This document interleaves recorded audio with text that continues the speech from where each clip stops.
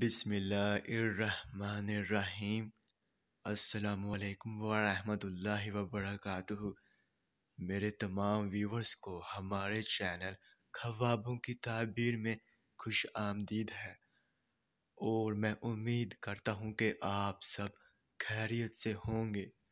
اور میں اپنے ویور سے کہنا چاہتا ہوں کہ میں جو بھی خواب کی تعبیر پیش کرتا ہوں، چاہے ان خوابوں کی تعبیر کا انجام اچھا ہو یا پھر برا، وہی حقیقت ہے، کیونکہ میں اپنے سے خواب کی تعبیر پیش نہیں کرتا، اور نہ ہی میرا اس میں کوئی اندازہ ہے، کیونکہ یہ تعبیریں انبیاء کرام کی بتائی ہوئی سچی تعبیریں ہیں۔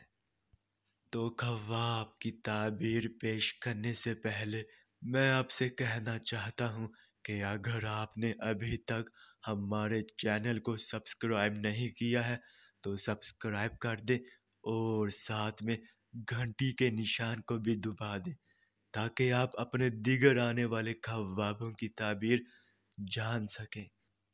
تو چلیے اب ہم چلتے ہیں خواب کی طرف۔